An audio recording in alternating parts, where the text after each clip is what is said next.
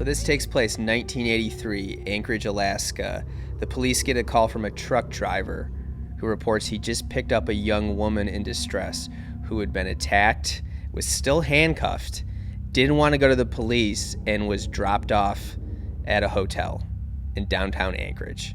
The police go, they find her, they finally get her to tell her story. She tells them about where a plane was, and the police go check it out, and might have been the greatest serial killer in the history of Alaska. All right, welcome to True Crime Travel Map. This is a podcast about a map I put together about a bunch of true crime locations. You can find that at truecrimetravelmap.com. This week we are sitting down again with Ryan Ahern. What's up, guys? I'm Mike Mazzalotti, as always. Let's just get into this week's episode. Have you ever heard of Robert Hansen? Does that name do anything for you? No, not offhand. So he had a nickname called the Butcher Baker. Okay. They did kind of make a movie loosely based off this. Okay. About 10 years ago with John Cusack and Nicolas Cage. All right. Robert Hansen. He was born in Iowa in 1939. Okay, so Shout out to Caitlin Clark. She was his number one pick. He claims, like a lot of people, to have had a rough childhood. His dad had a bakery. He was forced to work long hours, apparently suffered a lot of verbal abuse. Okay. According to him. Yep. And for whatever reason, the verbal abuse from women specifically really got to him. Gotcha. He never lost. This was probably the craziest random fact I've ever stumbled onto. Let's see if you know the answer to this. I had no idea. I actually researched it because I couldn't believe it. He was naturally left-handed. Okay. Do you know what can happen if you're naturally left-handed and forced to work with your right hand? No. It can lead to a stutter. Really? Yeah. If you're left-handed, If you're naturally left-handed, and a lot of people get forced to go to their right well, especially hand. back in the day, because I think people didn't even realize it was like, oh, you're just doing it wrong. It's your wrong hand. Yeah, you don't want to buy those weird scissors. And yeah, a lot of stuff is not set up. Yeah. But it can lead to a stutter, which he had, and he got mocked for all the time. You know. So it was his parents' fault. Well, it was.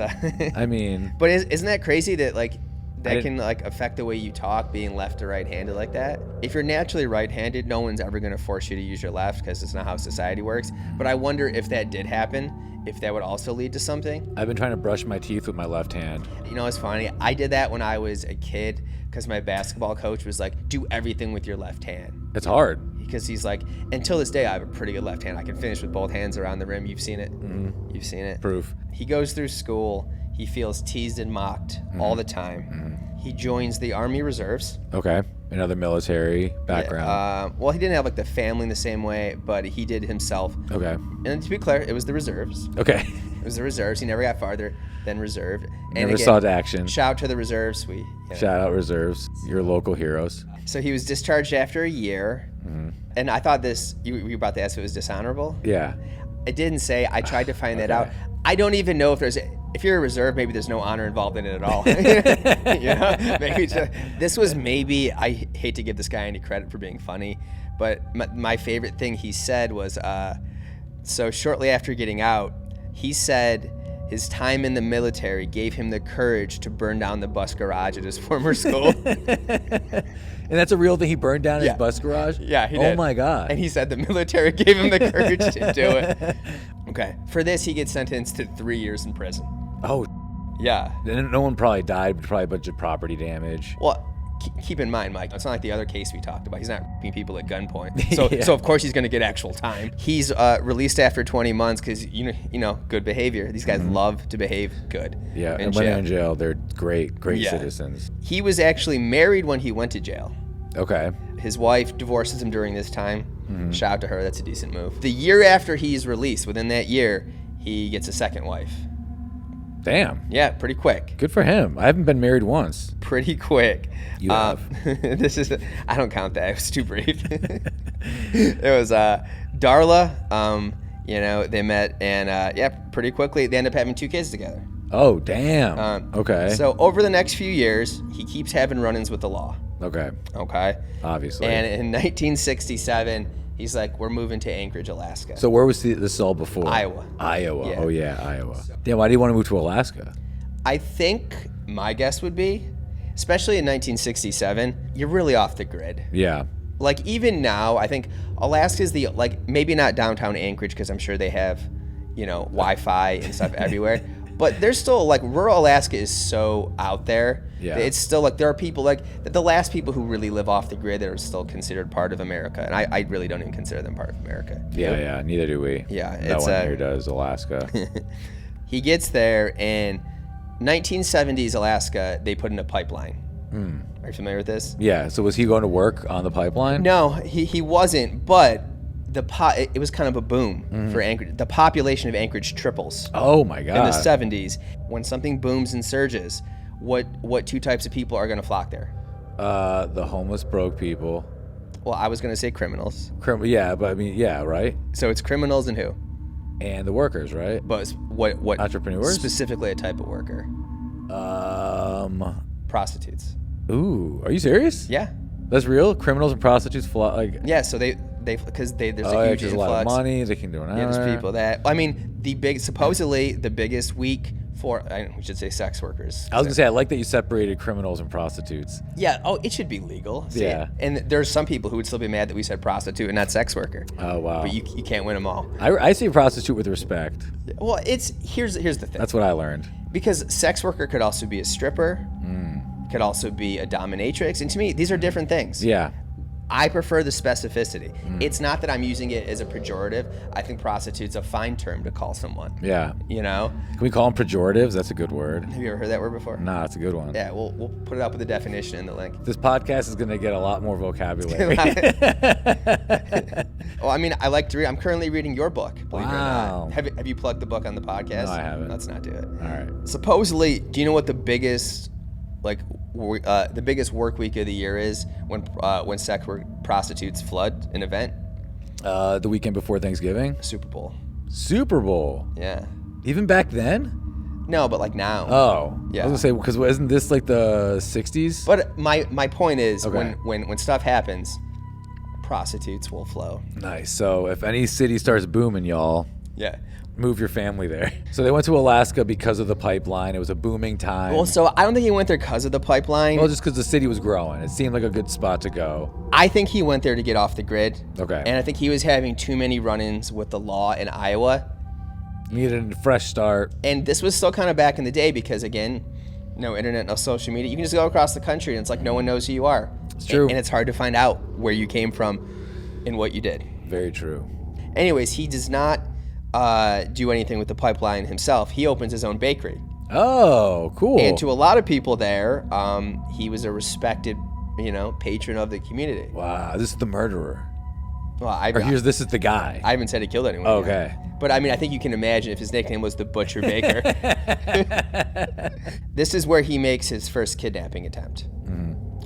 Because before then he's just been burning garages down and just doing, Getting kicked out of the military. The girl, Susie Heppard, escapes and reports it. Wow. So is this the girl that you talked about? A different girl. Oh my God. There's a lot in between these two. Oh my God. There's a lot in between these two. This drives me nuts, man. Well, and this is a theme on all these that pisses me off. It's not even signs. It's like the victim's actually going like, he kidnapped me. Yeah. Okay, so, and again, he's not a juvenile at this point, so it's not like he's 15 like anyone else. So he's got kids, a wife. Okay, so guess what the great courts of Alaska decided his punishment would be for kidnapping? So he kidnapped her, then she got out. Yes. I don't know. It's not gonna be good. Like 5 years? Think more ridiculous. A year? Just therapy, no jail. Are you serious? No jail time, just therapy. Bro, therapy does not work. I'm sorry, but therapy is a scam to begin with. That is the craziest therapy. Shit. Okay, here's the thing. I know some people won't like us saying therapy is a scam. I know it's helped some people, but also, if you're going to therapy and you're like, I like to kidnap, handcuff women and torture them. That's what I mean by that's it's not not something a gonna therapist work. can fix. Yeah. That's not how it works. If it helps you and it works for you, that's fine. I mean, in that sense, therapy's not. It's like saying, were you hangry? I think we need to give this guy some. It's like, what are you talking about? This guy doesn't. He's beyond therapy, y'all. Yeah, no, it's so You beyond. gave him therapy. a year of therapy. Okay, so What, once a week, 1 hour sessions? Like, this is crazy. shockingly, therapy doesn't help him that much. And a month later, he attacks and rapes a woman. A month later, he actually, okay, so he went from kidnapping, elevates it. Guess what the court decides this time? Oh my God, what, more therapy? Yep, Are you serious? Yeah, it's more therapy. Oh my Therapy alert.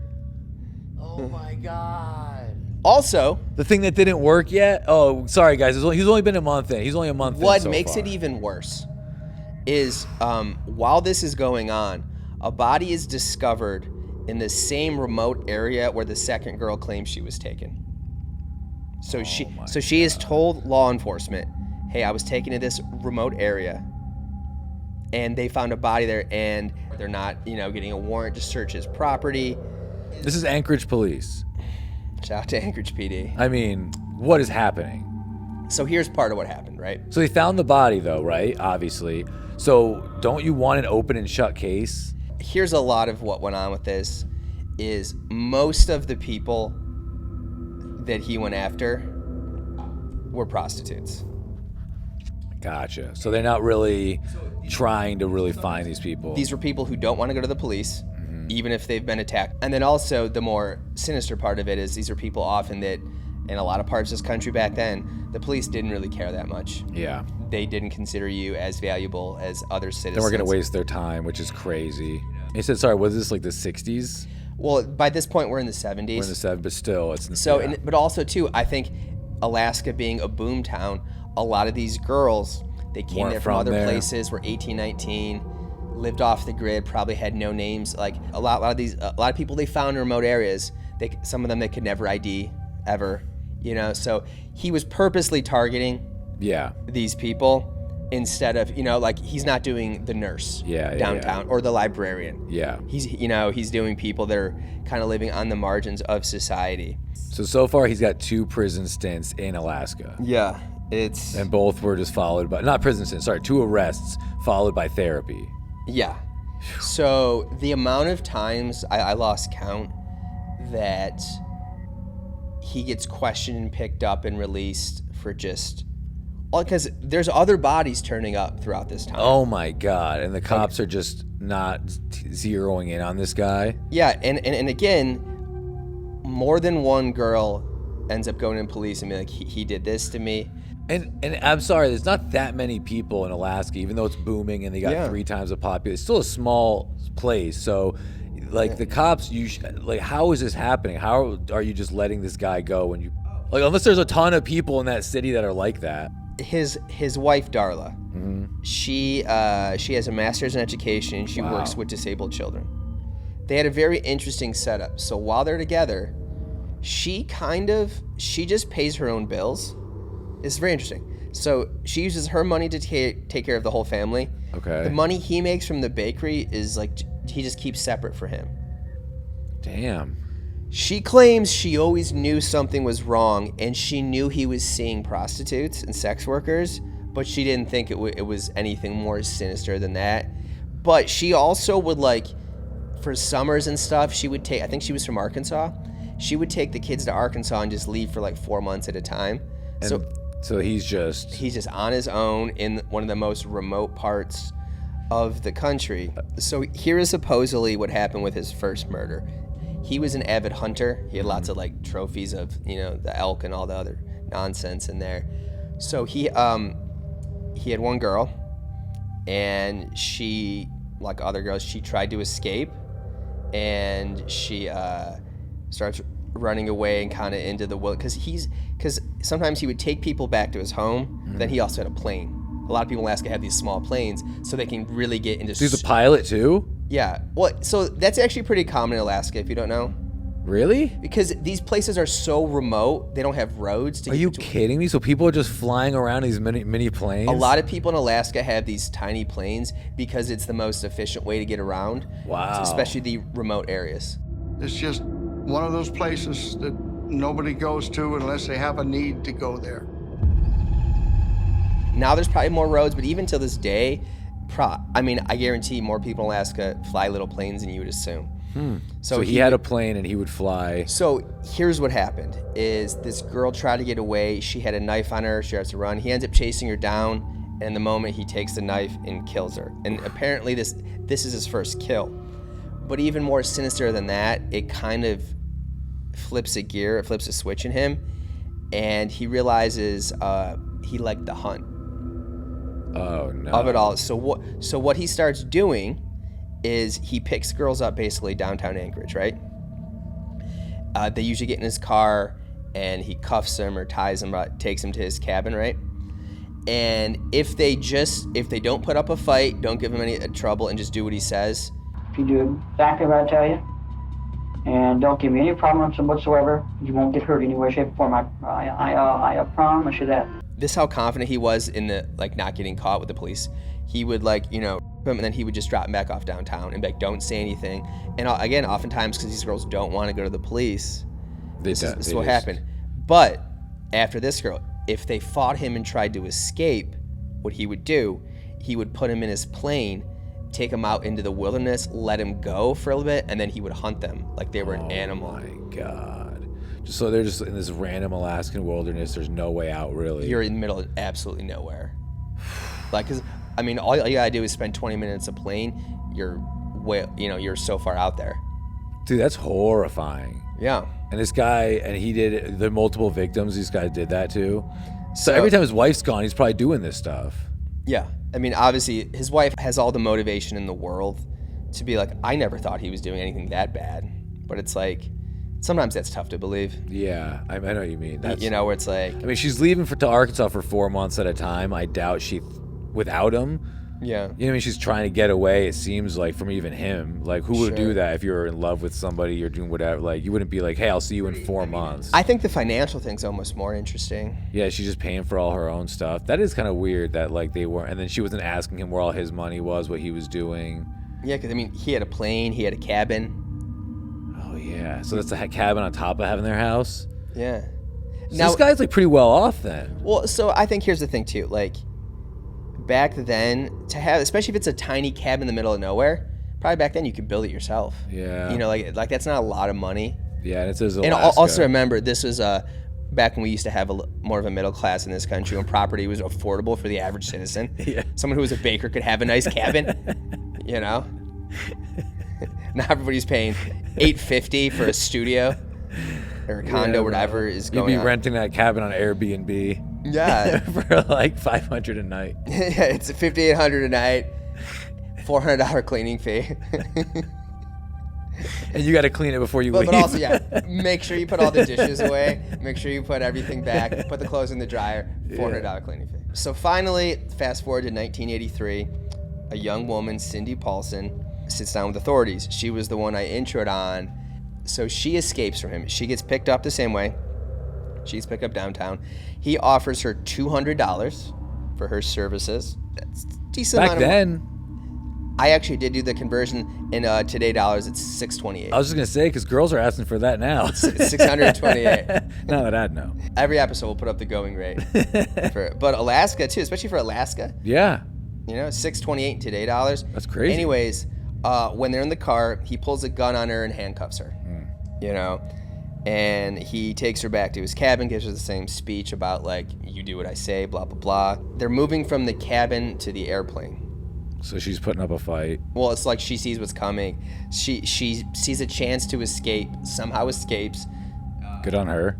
Man, they're close enough to town. She spots a truck driver, flags him down. So she's the one from the beginning. Okay. Yeah. Flags the truck driver down. He's tries to take her somewhere. She's like, no. She's like, I don't want to go to the cops. She's like, just drop me off at this hotel. Tell you, that's how it was. They were back then. Yo. In her defense, she probably now at this point, because this guy's been operating for a while, right? And let's be honest, there are probably other girls who disappeared, especially in that place in that time. People probably come and go all the time. And I hate to say it, this guy probably was not the only one who did something bad to some of those girls. Yeah. So she probably in her mind is like, oh, even if I go to the police, they're not going to do anything. Yeah. Girls disappear, nothing ever gets done. No one ever gets in trouble. Yeah. And then I'm going to get in trouble. Yeah. For doing this activity. And my name's in the system. They're going to talk to me. Yeah. So all that stuff. So he drops her up, but the truck driver was so was like, yeah, I picked this girl up handcuffs. He was so bothered by it. He's like, no. So he calls the police. He's like, you need to talk to this girl. Someone abducted her and tortured her, raped her, all this stuff. So they finally get her to sit down and talk, and she tells them about where the plane is. They finally go out to the plane, look, and then they finally, for the first time, start doing some police work.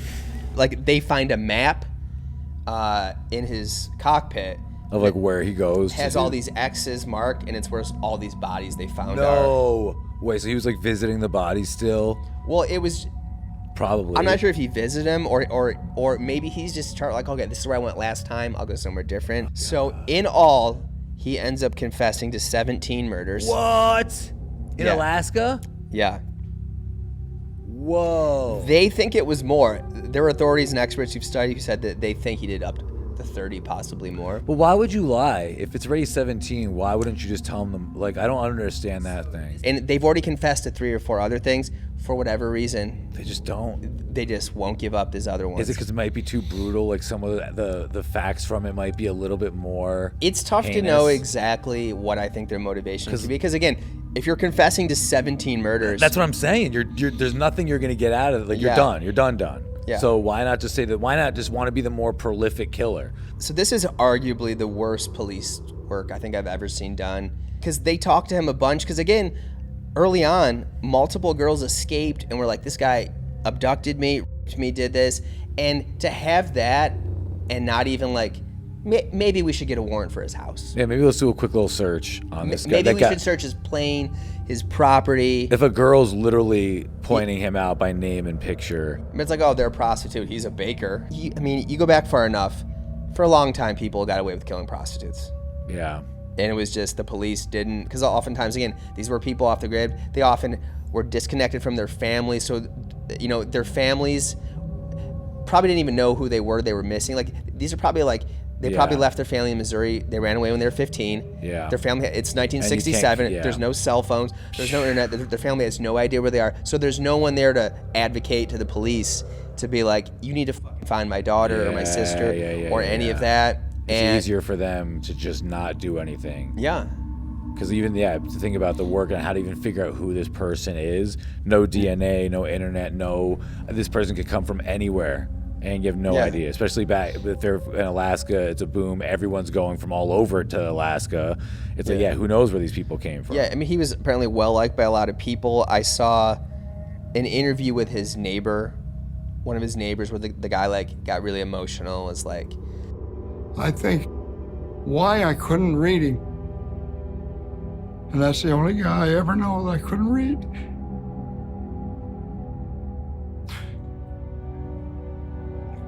Had I been able to read him, maybe I could have stopped him a lot earlier than he finally got stopped. His employees said this. They said he was a good guy, but could get really excited.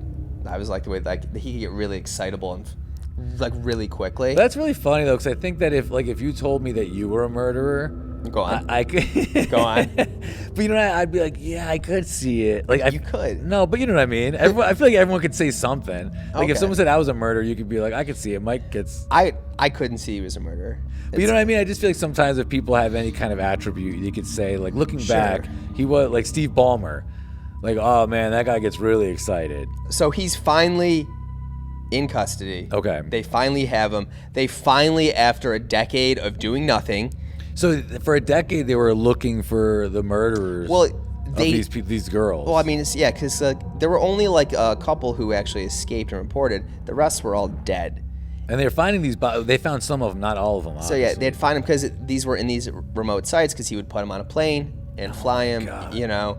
Again, for your surprise on Alaska, I think is very common. Because it was like, oh, you saw a remote. It's like people get in a plane and they would go fishing, they would go hunting. So it's not like because who had access to a plane. It's like everybody had access to a plane. Lots of people had planes and they would go out to this remote lake. They would camp for a night. It's as part of the Alaska lifestyle. Oh, so it's like a boating in Florida. But and lots of them were hunting. Just most of them were not hunting people.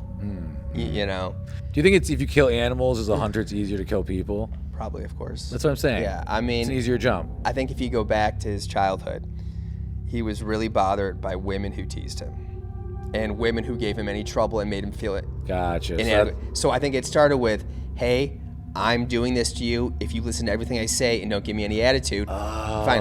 And then that's how it escalated to, but if you don't. But I think that even started because one almost got away, and that was, I believe, his first kill.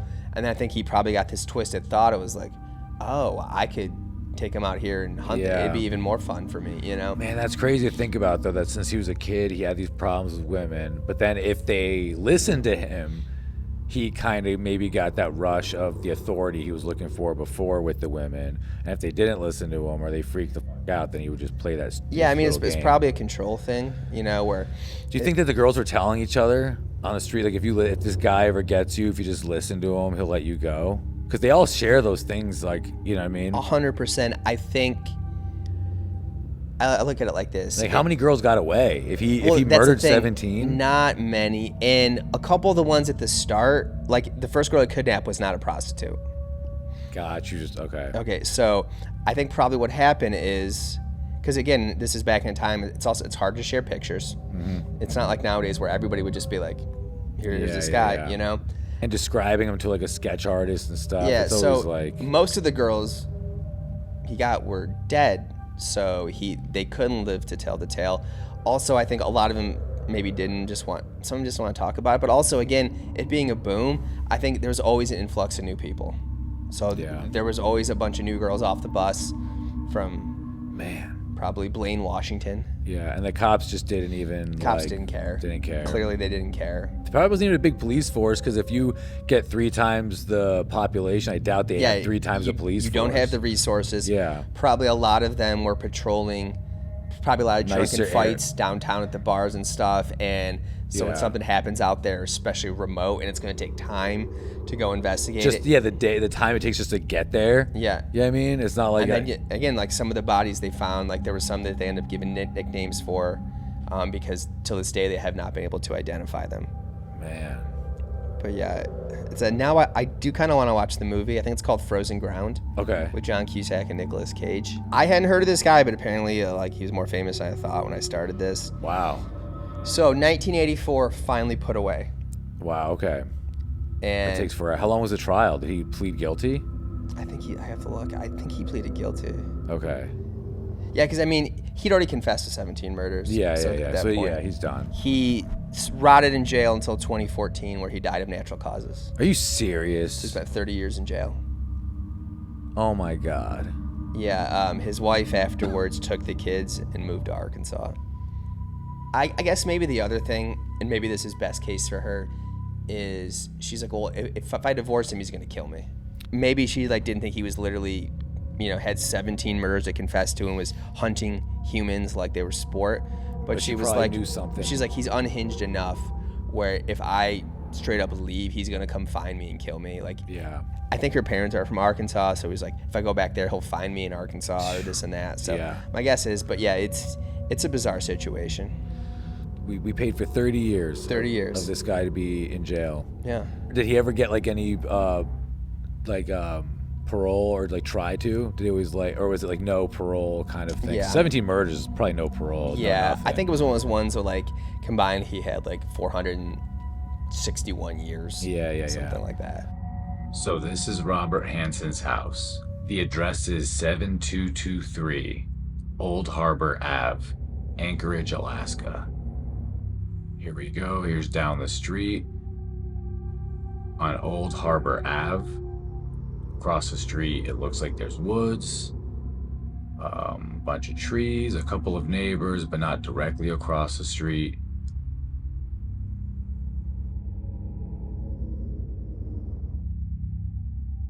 You can currently still go see it. Someone's living there now. Looks like it got repainted, but that is the house of serial killer Robert Hansen.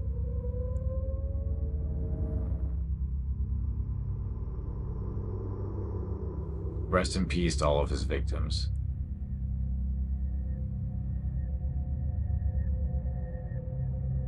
That is it. That is the end of this episode. Thank you guys so much for watching. Ryan, where can people find you? You can find me at RJ Stands Up on Instagram, and that's enough for now. Cool. You can find me at Mike Mazzalotti. We both have a bunch of stand-up stuff. You can check that out.